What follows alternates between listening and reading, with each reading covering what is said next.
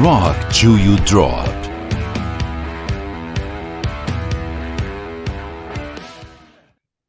Olá, rockers! Olá, metalheads! Olá, amigos do rock and roll! Estamos começando mais um bate-papo aqui do Rock Till You Drop, que maravilha! Antes de apresentar a galera que está aqui, galera dois, né? Mas é uma galera, né? Eu queria dizer para vocês, inscrevam-se no canal, né? Ativem o sininho para receber aí também as notificações, né? Dê os likezinhos se vocês gostarem da nossa conversa aí, né? Isso aí nos incentiva a falar cada vez mais do bom e velho rock and roll, né? É um negócio que a gente não para de falar, né, Edu, né, Marcelo? Então eu queria dar boa noite para o meu amigo Eduardo Ferreira, que está aqui embaixo, de bonezinho aí embaixo, é o meu parceirão aí no Rock to Drop, né, nessa conversa que a gente tem sempre aí. E estamos aqui também com o Marcelo Rotary, lá de Niterói. Marcelo, e aí? Tudo bom? Tá frio aí em Já é, Niterói? Fernando. Não, né? Um Não tá pouco frio. menos. Está um pouco frio, mas frio para os padrões do Rio de Janeiro. Mais É, tranquilo. e com os padrões de Bragança aqui tá gelado. Eu tô quase morrer. É que eu tô aqui dentro, aqui não tá tão frio, mas lá fora tá, pô, tem pinguim andando aí. E aí, em São Paulo, Edu? São Paulo, como é que tá? Tá frio? De dia é gostoso, mas chega essa hora da noite, despenca a temperatura. Tem que se proteger. Eu tô com o meu bonezinho aqui, estou me Ninguém protegendo merece, aqui. ninguém merece. Então, hoje nós vamos falar de rock and roll, mais precisamente, de novo, nós vamos falar do rock progressivo. E estamos aqui com duas figuras que aquela história tá. Eu conheço até Emerson Lake and Palmer, Triunvirate, inclusive, que tá um maior sucesso aí o programa também, né? Triunvirate tá bombando. Marcelo participou, né, Marcelo? Oi? O Marcelo participou do Triunvirato também. Participou. Ó, eu Foi vou minha até primeira participação. Foi, eu vou colocar o link aqui, ó. Ali o link ali do programa do Triunvirate, que pô, foi bem legal esse Foi de programa. maior sucesso aí, hein? Do Muito bom. canal. E hoje nós vamos falar de rock progressivo de novo e vamos falar do início do pré-Marillion, é isso, o Marcelo? Pré-Marillion? Como é que a gente vai chamar isso aí? Como é que chama isso?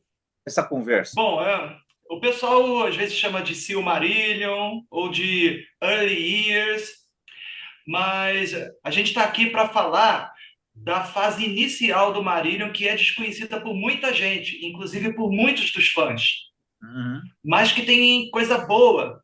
Além de conhecer a história da banda no início, você entender um pouco de como ela chegou ao que a gente ouve no primeiro disco, o Script, também tem uns registros muito interessantes nessa fase embrionária, inclusive cujo primeiro vocalista não era o Fish. Primeiro spoilerzinho. O primeiro Marcelo, vocalista deixa da só. banda não foi o Fish. Antes de Fala você aí. deslanchar esse assunto, que eu achei interessantíssimo, cara, por isso que a gente marcou esse programa com você, né? Lembrar aí o pessoal que está assistindo a gente que a gente gravou já 4 vídeos, acho que 4 programas a gente tem tratando do Marillion, né, aqui no canal, né, Fernando? Pô, os Nós links aqui. fizemos, a gente tem a tendência, né, de ser meio enciclopédico nesse negócio, de querer dar toda a ficha das bandas aí para quem assistir ficar bem informado e se interessar ou não, né? E o Uhum. Marílio, a gente teve 2 programas que tratamos da era Fish, né? Com o Gustavo, e depois 2 com da era Hogarth, né? E somando esses programas, são os programas de maior audiência do canal. Por isso que a gente resolveu também fazer esse programa, porque para atender a nossa audiência aí, né? Que tem muito interesse no Marílio, né? E a gente não conseguiu, nesses 4 programas, viu, Marcelo, tratar do que você vai tratar, que a gente acha interessantíssimo, né? Então, Bom, temos grande espaço para você deitar e rolar aí nesse assunto Tem aí. Vamos coisa pra embora. caramba, então, vamos lá. bom, vamos lá então. A banda foi formada em fins de 1978, início de 1979, e os membros que formaram ela, provavelmente é conhecido do pessoal só o baterista, que era o Mick Pointer, baterista que tocou no primeiro disco da banda. Junto a ele estava um baixista chamado Doug Irvine, que também fazia, às vezes, de vocalista na época, e também fazia as poucas letras da banda. E aí, vamos lá. Tiveram 2 músicos, um guitarrista e um tecladista, que passaram rapidamente pela banda, quando ela tinha esse primeiro nome, Silmarillion, cuja referência a gente sabe o que é, o livro do Tolkien. Mas eles passaram muito pouco tempo e saíram. E então, já em 1979, entraram na banda o nosso querido Steve Rothery e um tecladista chamado Brian Jellyman. E essa, sim, foi a formação original da banda, que foi mais ou menos nessa época que eles resolveram dar uma encurtada no nome para não ter problemas com direitos autorais. E é daí que vem o nome Marillion, que é um nome que originalmente não existe. Eles chegaram a ter problema com direito autoral ou eles já fizeram para não ter o problema? Foi para evitar problema. Para evitar mesmo. Quando houve essa mudança, a banda não tinha nem um ano de existência e era desconhecida realmente, totalmente desconhecida. Mas a formação original dela, a gente tem até uma foto para mostrar, tá? Nessa foto aparece mais uma quinta pessoa que é desconhecida, mas vocês podem dar uma olhadinha aí. Da esquerda para a direita, o tecladista Brian Jellyman, o baterista Mick Pointer, o baixista e vocalista Doug Irvine, esse de cabelo escuro, e o Steve Rothery, que é o que a gente conhece muito bem. O último aí de cabelo curto é um amigo deles que estava lá de papagaio de pirata na foto. Eu queria perguntar uma coisa, é uma coisa muito interessante. Você falou assim de passagem, teve um tecladista, né? E rapidamente passou, e um outro guitarrista. E não Steve Rothery ainda. Eles chegaram a gravar alguma coisa, alguma demo com essas 4 pessoas? Nada. Não? Nada, porque não teve nenhum registro. De qualquer forma, viu, Marcelo? Uma coisa que me chamou muita atenção, eu sou fã do Marillion desde, sei lá, a década de 90, 80. Eu não sabia. Todos os músicos que se consagraram do Marília não estavam, não fizeram parte dessa primeira formação da banda. É impressionante isso, né? Só o baterista que gravou o primeiro disco, só ele caiu fora, né? Depois ele saiu, né? Mas o Rothery entrou, o Rothery, teoricamente, é o segundo guitarrista, né, do Marillion, oficialmente. Oficialmente ele é o primeiro, porque a banda mudou o nome para Marillion já com ele lá. Tá. Então, por isso que a gente considera essa a formação original da banda, tá. com Brian Jellyman nos teclados, Doug Irvine no baixo e vocais, o Steve Rothery e o Mick Pointer. É dessa época também a primeira demo da banda, foi gravada com 3 músicas, e curiosamente a qualidade de áudio dessa demo, que vazou na internet, é boa, superior às demos que eles fizeram algum tempo depois, e que a gente tem que saber conviver com a qualidade fraca, mas essa não. E essa demo, ela contém 3 músicas, das quais aqui o pessoal costuma falar mais, dessa fase embrionária, se chama Hélice, e quando você bota para tocar, de cara você percebe de onde veio Forgotten Sons, do script. É uma espécie de versão original de Forgotten Sons, sendo que ela é quase toda instrumental, só entra a parte cantada no fim. Mais longo, ele é longo. Curtinho. Ela tem cerca de 6 minutos e meio, por aí. Relativamente longa para o padrão aí. Isso, 6 minutos, eu acho. As outras 2 músicas da demo, uma se chama Lady Fantasy, que não tem nada a ver com aquela do Camel, e essa foi uma música que a banda não aproveitou. E a terceira se chama Close, e essa sim, ela foi praticamente toda aproveitada, só colocando uma letra nova, e se transformou em The Web, também do primeiro disco. Olha aí. Deixa eu falar uma coisa. Tem essas 3 músicas. Deixa eu comentar um negócio que tem a ver, acho que neste momento aqui, porque a gente sempre fala da Melody Maker, né, Edu?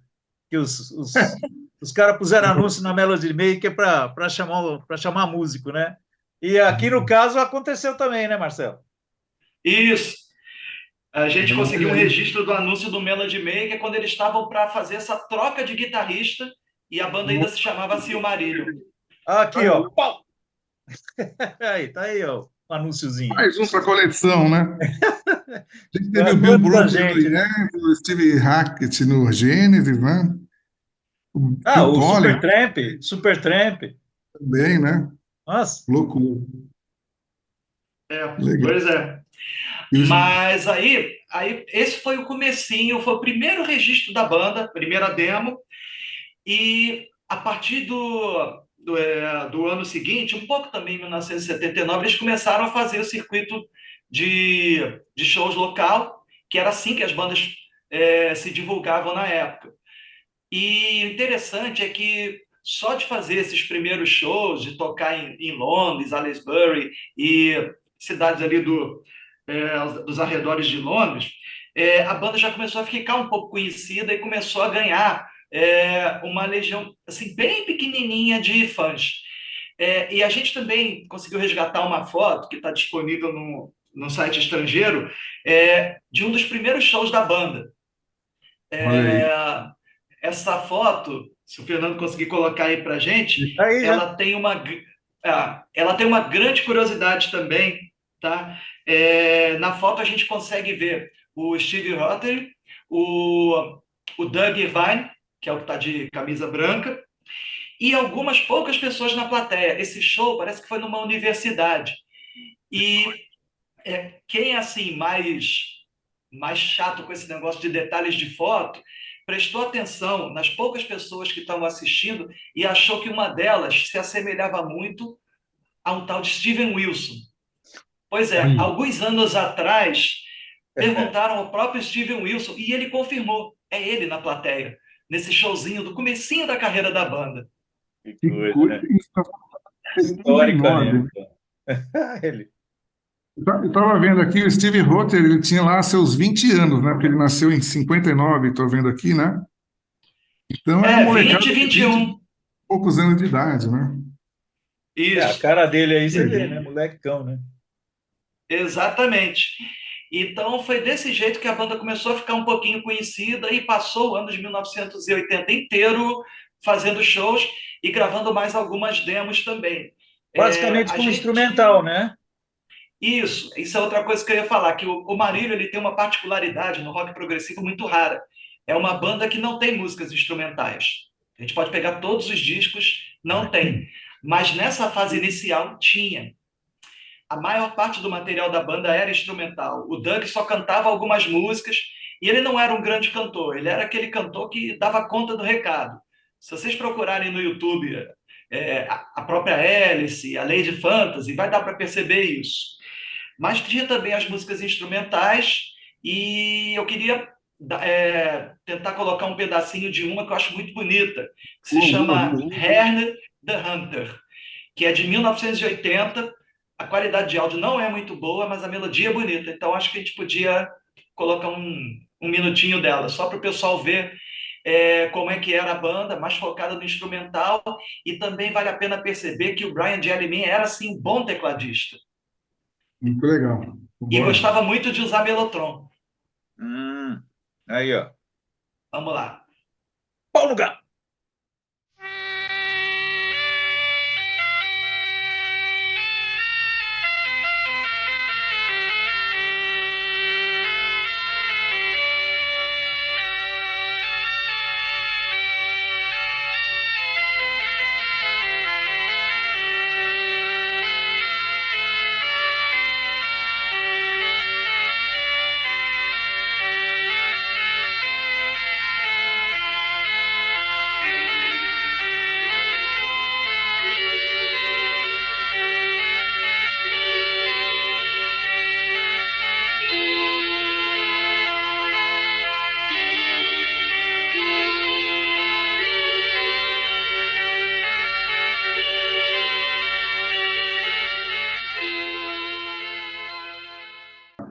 Pô, legal, Marcelo. Eu queria saber assim, essa demo que a gente ouviu, eles gravaram para divulgar o trabalho, né? Lógico, para buscar uma gravadora maior, né? Esse é o intuito da gravação dessas músicas, né?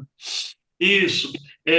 Tem pelo menos duas demos dessa época, que é a que tem a maior quantidade de músicas.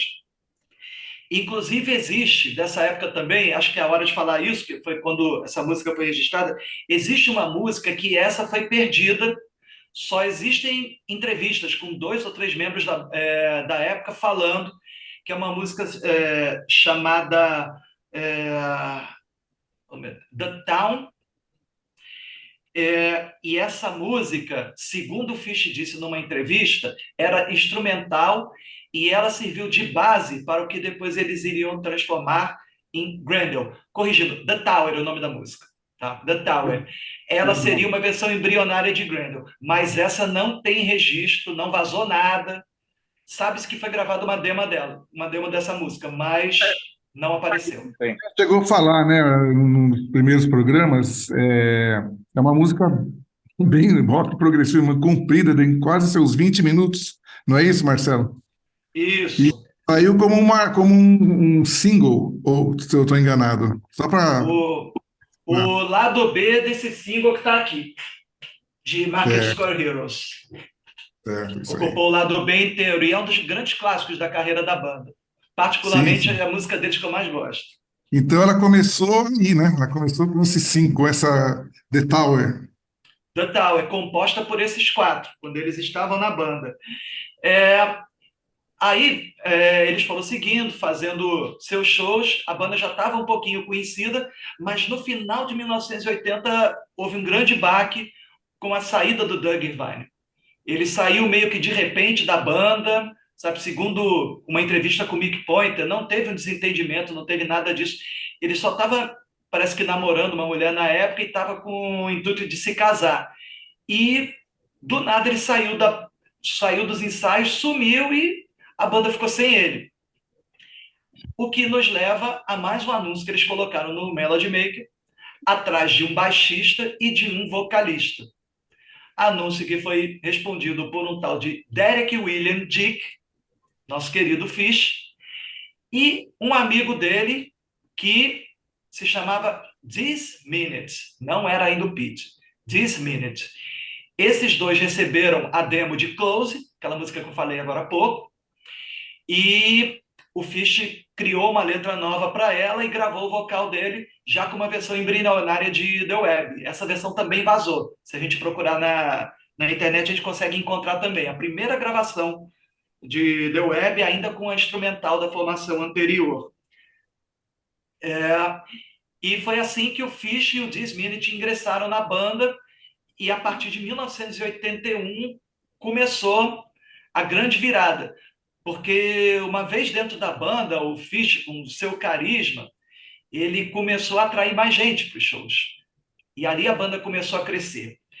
Só falando um pouquinho mais, o áudio do show mais antigo da banda que se tem registro é dessa primeira fase aí. Se não me engano, é de março ou maio de 1981, o show deles, cujo áudio vazou, tem uns 35 minutos de duração, e lá já tem Grendel, Garden Party, Chat in the Single. Eu não me lembro se tem Market Square Heroes, acho que não. Enfim, já tem muitas daquelas músicas que a gente conheceria depois. Isso que eu ia te perguntar, Marcelo. O Fish entrou, ele pegou uma banda que tinha algumas músicas, mas sem letra, né? Isso. Você falou. Tinha a Alice, a Close, mas ele resolveu fazer as letras dele, porque ele já era escritor na época. Ele aproveitou as músicas e colocou a letra em cima, ou vieram com novas músicas assim também?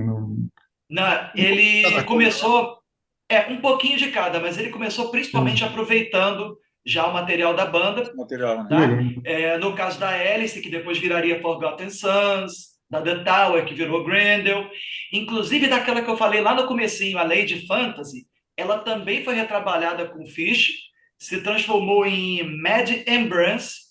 Tem uma demo dela que a gente consegue ouvir também na internet, mas ela não foi levada adiante. Eles acabaram abandonando a banda. E uma outra curiosidade é que a primeira demo da banda com o Fish e o This Minute foi uma música instrumental, que a banda já tinha pronta e o Fish ficou lá só assistindo. Uma música chamada Time for Sale, que eu considero também muito boa, mas o áudio dela que vazou é bem ruinzinho. Quem quiser conhecer, procurar esse nome, Time for Sale, se prepara para a qualidade do áudio. Não é boa. Tá? Já viu a participação do vocal do Fish, né? Nessa não, porque ela é instrumental, mas, mas já tem o This Minute no baixo. O This Minute com o Brian e com os outros músicos. Cara, é uma curiosidade. Fala mais sobre o Doug Irvine. Aparentemente o cara era o fundador da banda, né? O cara largou o barco cedo, assim, né? E sumiu. O Steve Hodder falou numa entrevista, muitos anos depois, que eles perderam totalmente o contato com o Doug. A única coisa que a gente tem é aquela foto do show e uma outra, só dele. Ele não participou de outra banda, inclusive, sumiu no mundo, cara. Coisa. E ele não era um baixista ruim. Você escuta as primeiras demos, ele dava conta do recado dele lá. Também não era um mau vocalista, era um vocalista razoável. Ele fazia o dele. E a gente não pode negar que ele ajudou a formatar o som da banda, que já Sim. tinha coisas boas já desde o início. Cara, normalmente as pessoas escutam Alice e Close, principalmente, já gostam de cara, porque tem ligação com o que a banda produziu depois. Não tinha Ele coragem desencanou, de então, né? Na realidade, ele desencanou, porque ele não Ele foi nem para desencanou, carreira solo, nem para montar outra banda. Ele simplesmente parou, né? exatamente, parou.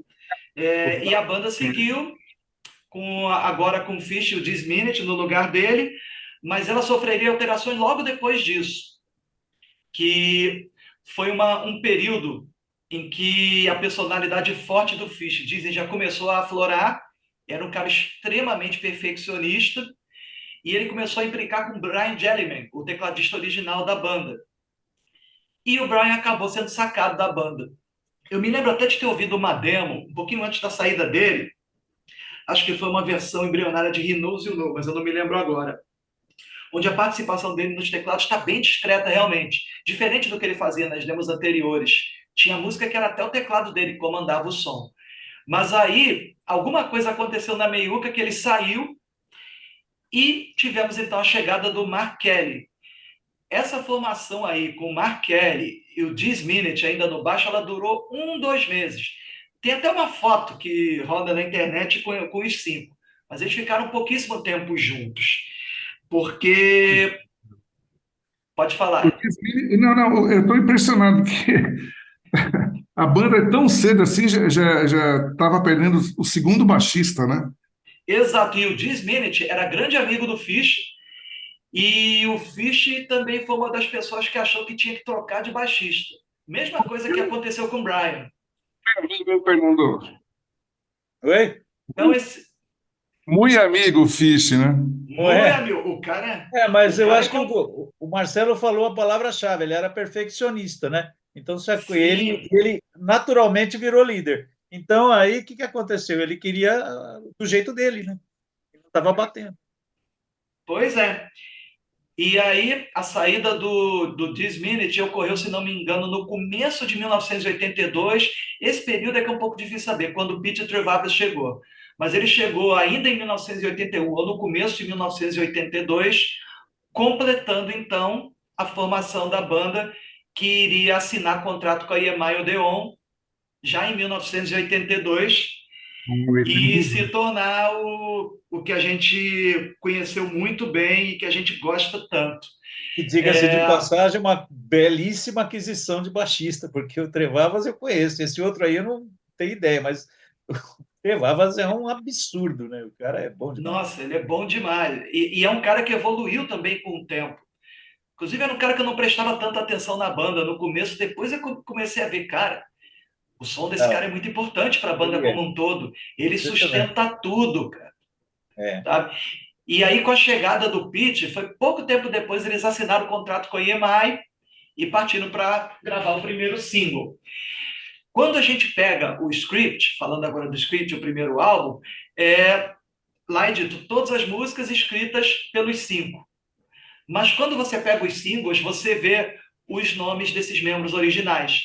Pode pegar, você aí em casa, que tenha um dos singles originais de Garden Party, Market Square Heroes, a própria He Knows You Know, vocês vão encontrar lá o nome do This Minute, do Brian Jellyman, entre os compositores de algumas das músicas. Porque o Marinho, normalmente, que eu me lembre, né, todas as músicas desde sempre são creditadas a todo mundo, né? Sim, são. E é muito interessante quando a gente conhece um pouco desse passado e quando a gente escuta as demos, você repara algumas diferenças nos arranjos. Por exemplo, Garden Party, aquele solo de teclado principal que tem no meio da música foi o Mark Kelly que colocou. Existe uma versão da música sem o Mark, ainda com o Brian Gelman, que ela tá igualzinha ao que a gente conhece, mas sem aquele solo de teclado. Já entra a guitarra do Steve Rothery. Certo? Então, coisas Mark assim, Kelly, você acompanha o Mark direitinho o Kelly entrou, desenvolvimento. já tava boa parte das músicas prontas, né? Você acha que ele contribuiu? A gente não tem como saber, né? A verdade é essa, porque nunca é acreditado individualmente, né? Mas pelo que Mas tem você uma ouviu coisa, depois e pelo que existe antes, você tem como saber se o que o Mark Kelly criou? tem, tem algumas coisas que a gente consegue saber vendo as entrevistas deles. É, tem a questão de Garden Party, que ela já estava quase toda pronta. He Knows You Know, eu acredito que ele não participou compondo. Tá? Forgotten Sons eu não sei, porque ela já tinha, principalmente aquela parte final dela, que é a mais bonita, já estava prontinha lá em 1979. The Web Sim. estava toda pronta, todinha, Fish só colocou a letra. Agora, tem uma coisa que foi o Mark Kelly que fez, isso ele disse numa entrevista, e que para mim foi absolutamente fundamental, que foi aquele trecho final de Script, aquela coisa linda que encerra a faixa título do primeiro disco. Aquilo foi ele. Então, amigo, só de ter feito aquilo, para mim já valeu. E uma curiosidade é que à medida também que ele começou a participar mais da banda, a banda diminuiu o uso de melotrons. O Marília é uma banda que usa pouco Mellotron, mesmo no início. E o Brian usava bastante. Você ouve isso claramente nas demos. Um vídeo para mostrar pra gente aí, Marcelo? Você podia indicar? É... Bom, além de Time for Sale, né, que eu falei com vocês, eu acho que valia a pena a gente escutar a versão embrionária de The Web, que se chamava Close. Botar um pedacinho dela, ainda com Doug nos vocais. Qual? Qual? Close, Close. close. Qual lugar?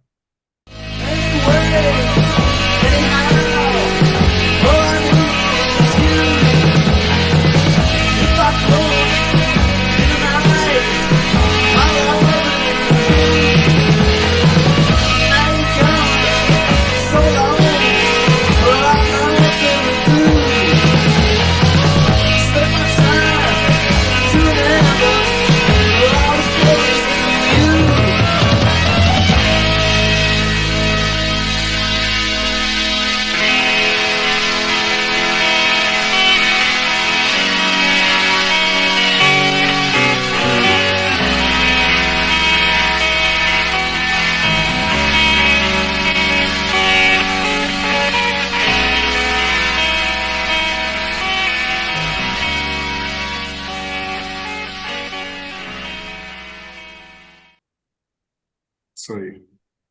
Beleza. Tá? Pô, Enfim, campeão. gente, essa formação da banda, essa fase inicial, ela não tem nenhum lançamento oficial, tá? Nada do que a banda gravou antes da chegada, antes da solidificação da formação do primeiro disco, nada foi registrado. Essas coletâneas que a banda lança de vez em quando não resgatou nada lá de trás, mas a gente acha que vale a pena conhecer, porque você conhecendo as demos originais, você vê como é que as músicas, o estilo da música da banda foi se formando, como é que ela foi se desenvolvendo, e você vê que já tinha muita coisa boa ali atrás. Algumas músicas acabaram não sendo aproveitadas, como eu falei aqui, Hand the Hunter, Time for Sale, a própria Lady Fantasy. Teve uma música dessa época também que acabou sendo lançada só num disco solo do Fischer, que foi Institution Waltz. Ela também é lá de trás. Chegou a ser tocada ao vivo pela banda há um tempinho. Diz uma coisa, aí a gente já vai entrar logo no primeiro disco, mas como faz parte desse passado aí do Mick Pointer, né? Como é que foi o processo de saída dele do Marillion? Que aí seria o último, né, dos moicanos aí, dos fundadores que deixaram a banda, né? Como é que foi o processo de saída dele? Bom, que eu saiba, teve o dedo do Fish também, tá? Mas não foi só ele. A banda estava um pouco insatisfeita com o desempenho do Mick Pointer. E se você prestar atenção no primeiro disco, tem até uma certa razão. Ele era um baterista limitado. Ele até se desenvolveu depois. E ele se mostrava um bom compositor. Tanto é que ele fundou o Arena, que eu acho que ele comanda até hoje, e da qual ele é o principal compositor, um dos principais. Tá? Saiu, foi demitido pelo técnico, então. Dizem que a letra de Assassin é para ele. Ah, tá. Assassin, do segundo disco, do Fugazi. Não sei os É. detalhes, mas eu vi uma entrevista onde o Fish falou que a letra de Assassin seria para o Mick Pointer. E ele saiu no finzinho da turnê do Script. Inclusive aquele vídeo que saiu oficialmente em VHS, depois em DVD, o Recital for Script, foi o último show dele na banda. Ah, tá. Tá? Beleza. Cara, se tiver alguma coisa mais a acrescentar, mas eu acho que matou, né, Fernando? Cercou, hein? Cercou esse começo, interessante, né? A E, gente e eu, conseguiu e agora, fazer. bora ouvir essas coisas aí, né? Porque para ver. Eu ouvi alguma coisa também, e de Mellotron também, muita coisa assim, né? Base realmente do que viria depois. Dá para perceber mesmo isso daí nessas músicas. Sim, dá. E você também consegue perceber, e é importante deixar isso claro aqui para o pessoal, que não é uma coisa assim primorosa, sublime, todas as músicas que a banda criou nessa época. Ela ainda estava se desenvolvendo, são demos, algumas músicas ainda estão meio mal acabadas. Tem uma música, por exemplo, A dessa gente época não falou, mas chamada Search of Gill House, que ela é longa demais, mas tem muita coisa boa, gente. Eu Mas aí, acho. algumas essências, algumas ideias, né? Estão ali. Sim, Isso que é legal de ver, exatamente. de ouvir, né? De ver, não. De Marcelo, exato. o Steve Jobs ele estava ali, né? Ele Ele estava sempre ali low e profile, ali sempre, mas a mão pesada dele tá lá, né? Ele que pneu o sim, som do Marillion vem dele, né? e aqueles solos lindos de guitarra você já ouve lá em Alice, você já É. ouve em Head in the Hunter, na própria Time for Sale, na própria Gill House. Você escuta, a guitarra dele sempre foi muito presente nessa época também, embora ele dividisse um pouco as coisas com o Brian. E vale a pena conhecer os músicos originais, é, alguns deles ativos nas redes sociais até hoje, sabe? E assim, eu acho que valia a pena esse material ser lançado oficialmente pela banda, como registro histórico. Eles Algumas coisas devem ali ter, né? poderiam ser pensadas. Com Eles certeza, devem ter. eles devem ter em casa, né? Em fita cassete, de Pois repente. é, que fora The Tower, todo o resto vazou. Legal. É muito difícil eles trazerem esse tipo de coisa, né? Porque não é mais o pessoal da banda, né? O próprio Fish não tá mais lá. Complicado, né? Pois é. Isso aí vai ficando nos sonhos dos fãs, assim, e alimenta, no fundo, esse tipo de busca de material raro, alimenta a paixão do fã pela banda, né? É Oh, uma coisa que eu acho que é até interessante, viu, Marcelo, para a banda manter isso meio ali de lado, porque é uma chama que fica sempre acesa ali, né? Eu lembro que a gente com o Yes era assim, o Yes fez isso que você queria que o Marinho fizesse, pegou muita coisa que estava jogada lá, que a gente garimpava com fitas, um emprestava para o outro e tal.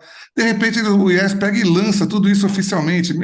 É meio que quebra, sabe, quebra o Quebra o espírito encanto. assim, nossa, olha o que eu descobri aqui, houve isso e tal.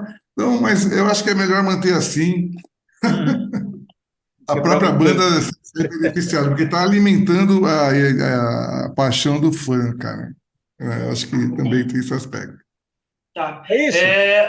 E é isso. Vamos ver se a gente pega uma listinha com as músicas dessa época e coloca em algum ponto aqui do vídeo, Tá bom. para servir de referência para a galera. Tem também uma, eu até esqueci o nome dela agora. Eu acho que, Vamos deixar se nos não me engano, é comentários também Skyline. depois. Isso. Se não me engano, é Skyline Drifter. Ela é uma versão embrionária de Margaret, que saiu ao vivo num dos Então shows. vamos, tá na hora de dizer tchau de novo, né? Que pena. Mas foi muito legal. Eu aprendi mais um pouco e agora fiquei mais curioso ainda. Vou atrás aí nos negócios aí. E eu queria agradecer o Marcelo Rotary, que mais uma vez veio aqui com seus conhecimentos vastos a brilhantar aqui a conversa do Rock to Drop. Eduardo Ferreira, muito obrigado também. Boa noite para vocês. E os fãs aí que estão ouvindo isso aí, vendo isso aí, Tem os palpites aí. De repente alguém sabe quem é aquele quinto Beatle que está lá, que ninguém sabe quem é. De repente alguém conhece, né? Vamos incrementar mais a informação aqui, A né? Que gente essa é a gosta da participação nossa dos fãs ideia, aí, né? a gente gosta. A gente gosta, né, Por Fernando, da favor, participação. critiquem, coloquem aí as informações que a gente vai gostar de A ver. roda de papo aqui é aberta, tem que bater papo mesmo. O intuito é esse, Então, né, Fer? tchau, Rock to É Drop isso vai aí, gente. embora! Abraço! Tchau, Tchau, tchau, Um valeu. abraço, tchau! turma. Tchau, tchau.